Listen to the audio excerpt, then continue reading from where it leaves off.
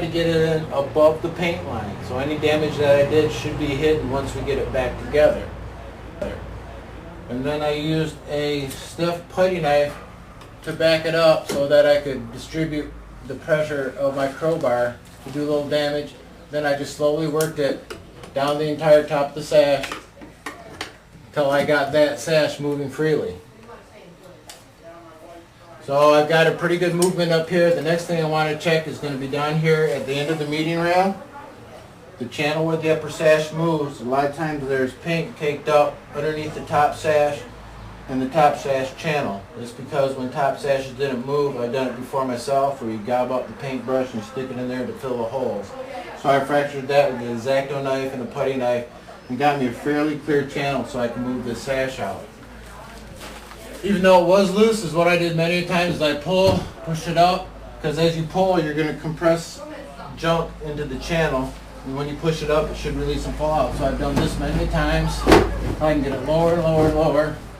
And then I get to a point where I can actually grab the top and pull it down. Now that I'm past the pulleys, my sash should be able to come out. Okay, remember when we moved the bottom sash, there is no rope on this pulley because since it's mostly used, they wear out the quickest and they disappear. Since the top sash has probably been painted for 40 or 50 years, our rope is still intact.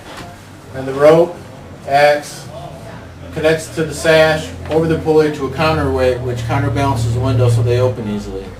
Now that I'm past the pulley, I should be able to bring the sash in, but what I want to get rid of, as you can see, has this little piece of wood, paint is chipped away. I want to make sure I clear all that, because these windows will fit tight enough that will hinder getting the top sash out.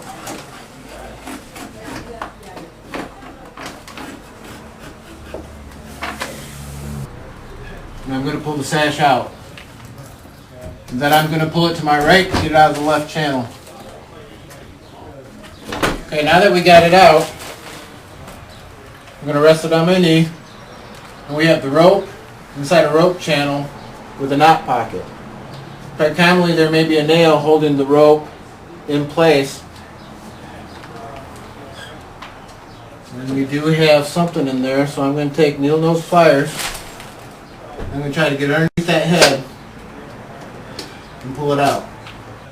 Okay, now that we got the sash out, we can inspect it. On the outside, you can see that we have a lot of glazing that is loose. With a putty knife, you can chip it out. And all these cracks allows air filtration, which makes these older windows less efficient until you actually fill in all the glazing so it can be efficient. I have no major cracks in most of my joining lumber or joining parts. The inside, same thing. I don't have any major cracks where any of my parts come together. So this sash, with the removal of the glass, removal of the glazing, and stripping of the paint, will be pretty much 95% of what it was originally. And good for another 125 years.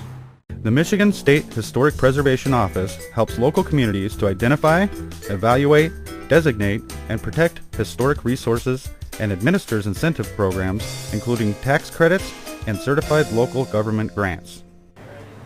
Okay, now that we have the sashes out, there's a couple more steps we have to do in order to get the jam empty so we can finish our paint removal and fixing of any bad parts. Just as we did on the right hand side, we're going to want to take the center stop out. We're going to want to take the top stop out. And we're also going to want to take off the interior trim piece, because it'll be far easier to strip the paint if all we have is flat surfaces instead of all these angles to go around. You're going to do the same practice as you did before. You're going to wet any of the scoring areas down with water to make sure that the lead dust doesn't get airborne. And when you get done with all that, you're going to want to vacuum everything up, because now that you're done with dismantling, everything else should be a fairly clean process. When you strip the paint with a heat gun or a scraper, if you do a scraper, you have to keep it wet for lead safe practices. If you're going to use a heat gun, you're going to make sure you catch all the chips that you're going to be peeling off. And then you're going to vacuum again after that. So vacuum between every dirty step, and it'll be far safer in the long run for all family and everybody involved.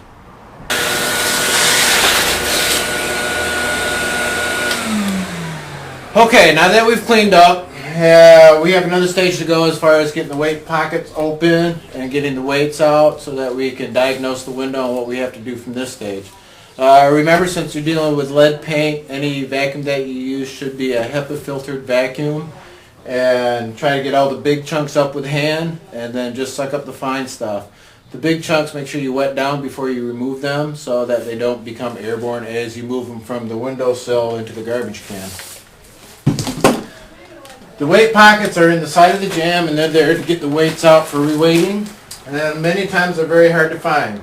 All you're going to see is a crack from the top of the piece of wood, maybe where the indent for the screw is, and a crack at the bottom piece of wood.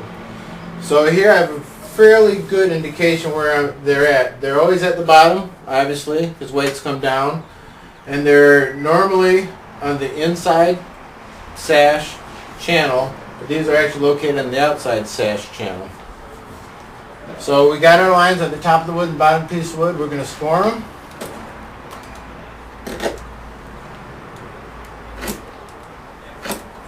We're going to score the back side because people paint and caulk everywhere. Then normally, since these are houses pre-1950, they didn't have Phillips screws, so most all the time these are going to be standard head or flat head screws.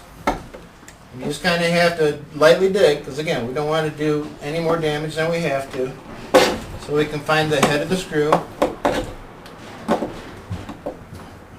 We're going to clean out the slot, either with a screwdriver or an awl, until we can get that screw to turn. This may take a few minutes. It may go very quickly. Okay, now that I got the weight door loose enough, I can just pull it out. And there again, there's only one screw holding the bottom. There's actually a 45 angle cut that tucks into nails at the top that keeps the top from falling in. Now, as you can see, I have the weight back here. I'm going to get my 2 fingers in there so I can push it up.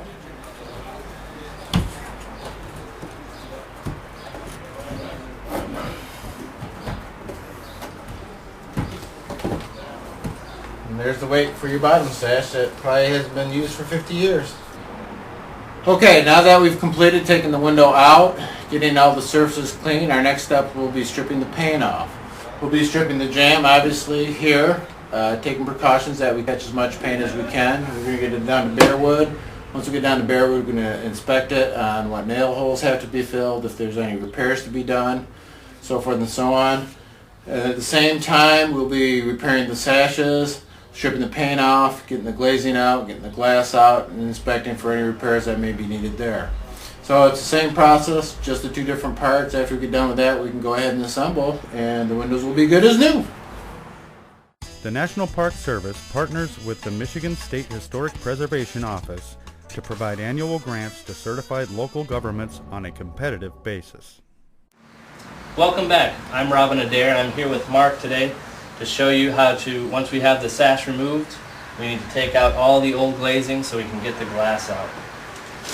My favorite tool, the first thing that I like to do, is go around, and you can typically see where the glazing has come out and cracked away from the frame, and just try to take out as much of the old glazing without any mechanical use of heat, because if you get that glass too hot, you can sometimes crack the glass. Go around, take out all the loose stuff first, as much as you can. What Robin is trying to do is trying to ride the crack between the wood and the glazing. You want to be careful not to damage the glass as well as the frame of the sash. So most of this pressure is going against the wood, not down towards the glass. And as you split it away, you're going to feel the points, which are the little mechanical pieces of metal that hold the glass in. Don't try to aggressively get past those until you get the glazing off. So once you get all of the old putty out, and make sure that you do have all the old glazing points out, you can slowly and safely remove the glass. And when you do find something that's going to be tough and not coming out very easily, one way you can heat that up, one way to get that out is to heat it up. But you want to be careful when using a heat gun that if you have too much heat on the glass, it will crack it. So what I like to use is a large knife to shield the glass, and that way you can still heat up the putty, but you're keeping the glass. Can you pass me the scraper there? Thank you.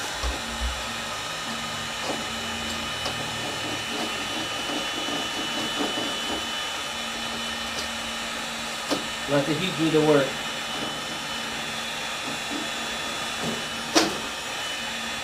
When you heat up the putty, it'll smell like crayons. Yes.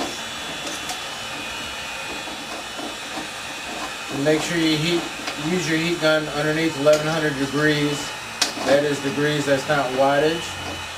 Because over 1100 degrees you can vaporize leads.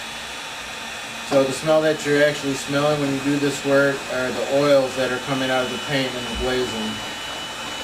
But try to always keep a well ventilated room to begin with. Again, Robin is putting most of his force towards the wood, not down towards the glass, like you see when he just slipped off.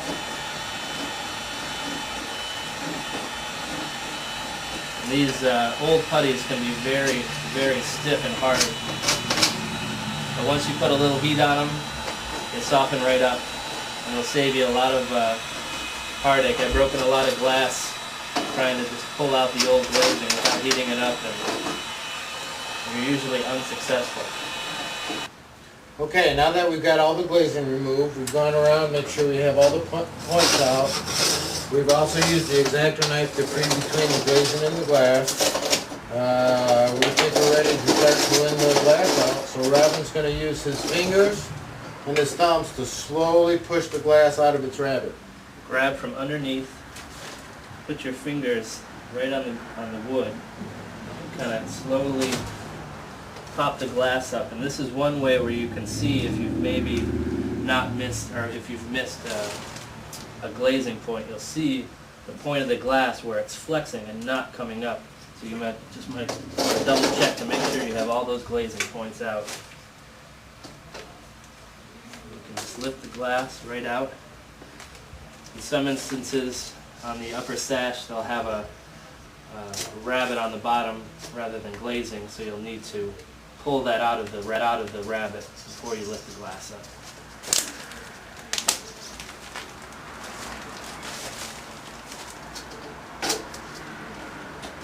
And that's it. Once you get the glass out, you can get all the debris off it. You can go with a razor blade, scrape all the paint and all the glazing off it. Again, we said on the inside, you can either reheat it and get the rest of the glazing out, or you can use a carbide scraper. Dry scrape it. And what he's looking for is nice clean wood. You don't have to get 100% of the glazing out, but you want enough surface area of wood that the glazing can reattach. The City of Kalamazoo actively promotes historic preservation. The city protects 2,075 buildings in 6 multiple and 9 single resource historic districts. Welcome back. Now that we have the windows, the parting bead, and the stops out of the jamb, this is your best time to get the paint off the jamb. You don't want to have any impediments in your way. So what I'm going to show you now is dry scraping. What you want to do before you even begin to scrape is you want to wet down the surface to prevent any dust from escaping as you do your dry scraping. This is this is usually where you get the heaviest buildup. This is the lower part of the upper sash sits up in here, and as you can see, there's no paint up in this area, but this area is readily accessible by the painter, so there's usually a lot of buildup here. And in order to get the top sash to operate properly, you need to remove this paint on this surface as well as where the front of the window rides along here. So I'll show you how to dry scrape that. Put a little water on it here. This is a carbide scraper.